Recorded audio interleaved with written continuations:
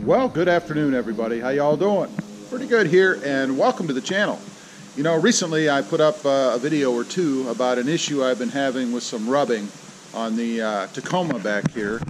Specifically, some rubbing right back here against the upper control arm and the Nitto ridge grapplers in an extreme articulation event. In other words, when I crank the wheel all the way to the left or the right, it rubs. And also, when I'm going over a bump or something and the wheel's cranked, it hits there as well when the wheel is articulating.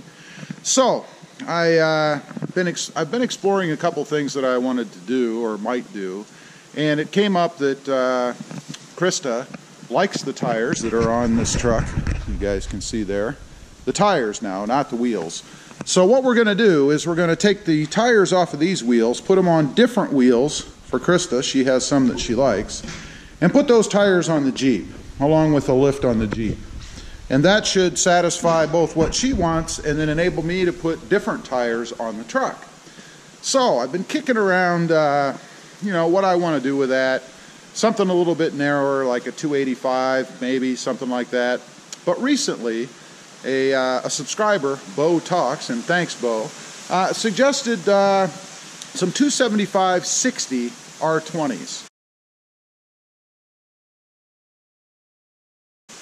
And I got to thinking, you know, maybe that's not a bad idea. That would give me some more clearance between the tires and the UCAs and solve my problem.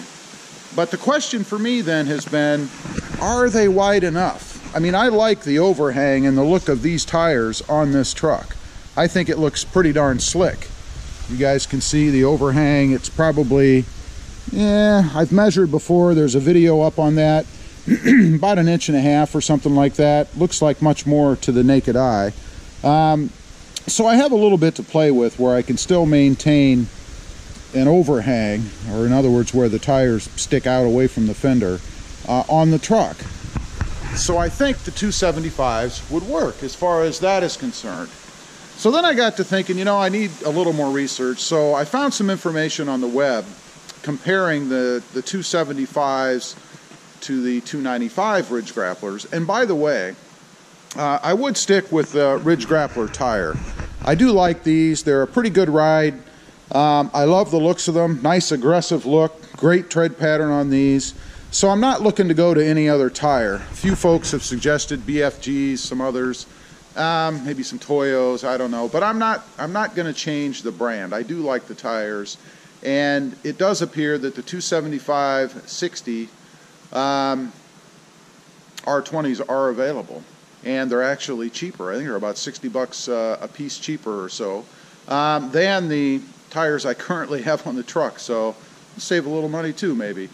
So anyway, I went out to the web, and I'll leave some screenshots of what I found for you guys. But in comparing the 275s to the 295s, the diameter, or the height of the tire,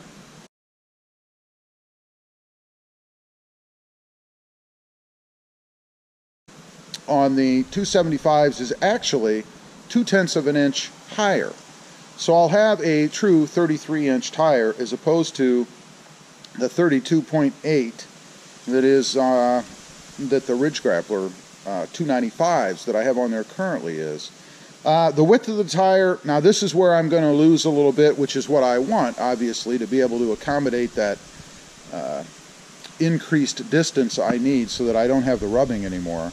The width on the 275s is 10.8 inches. The width on the 295s is 11.6.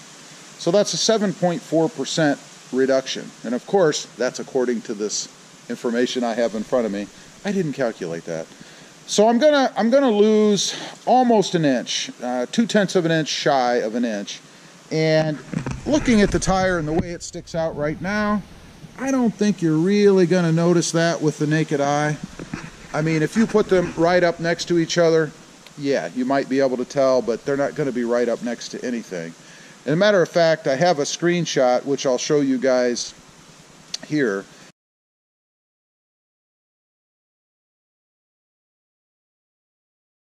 shows the 275 as compared to the 295 visually, so that you can actually see it. And it's a pretty good representation. It shows the height and the width, the two tires next to each other. Pretty cool. And I really don't think you're going to notice much of a difference.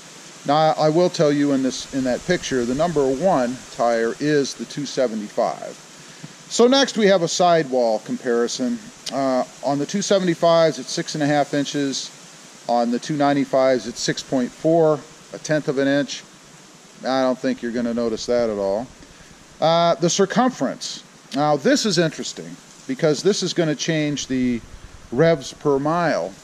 And I'll tell you why that's significant here in a minute. But the circumference of the 275s is 103.6 inches versus 102.9 on the ridge grapplers. So what that means is the 275s actually require less revolutions per mile than the 295 ridge grapplers do. And the way it works out, the 275s are 612 revolutions per mile, and the 295s are 616. Now you might ask, well, why is that important? Well, number one, because it's going to put my speedometer pretty much back to stock as far as how it reads based on the tire size that I have. For instance, and again, I'll put this picture up right here so you guys can see it.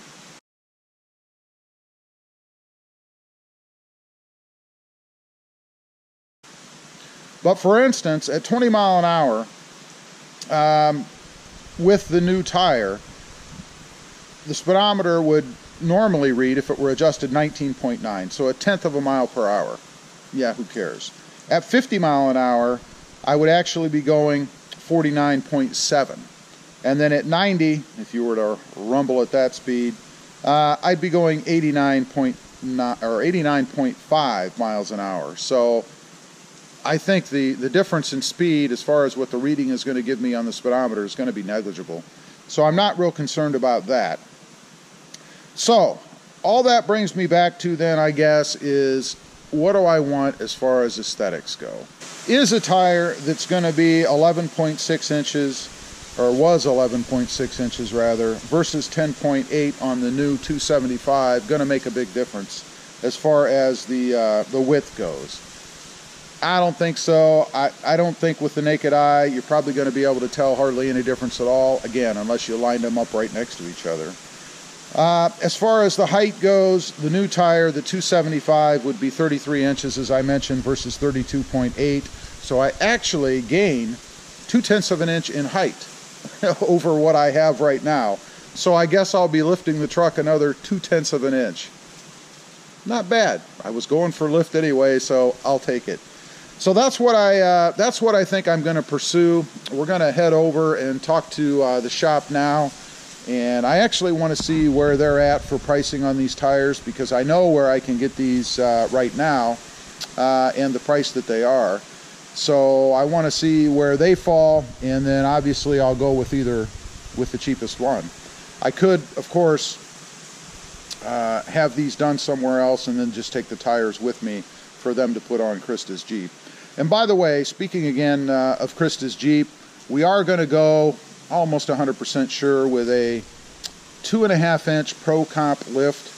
That in conjunction with the tires, which will give her, I think probably about a 2 to 3 inch, I haven't measured, but a 2 to 3 inch additional lift will give her around 5.5 inches of lift total on that Jeep. And that should be pretty darn sufficient, I think, to satisfy what she's looking for. So we'll see. That we're waiting for the quote still on, so I'll have to let you guys know about that later.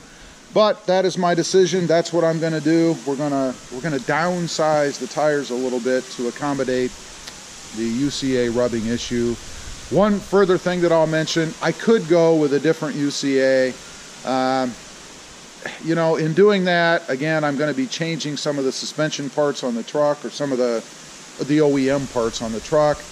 I don't really want to do that, and I don't really see any reason to do that, given that we can use these tires on the Jeep and there shouldn't be any issue. So for me, the answer is going to be because we can use the tires on the Jeep, changing out the tires to a more narrow version and picking up 0.2 of an inch. Anyway, appreciate you guys watching. Leave me a comment. Let me know what you think. Is there any reason why I shouldn't go with a 275? Leave a comment down below. Thanks for watching. Please click that subscribe button and give this video a big thumbs up if you haven't before. And we'll see you next time on the web. Have a good day. Bye.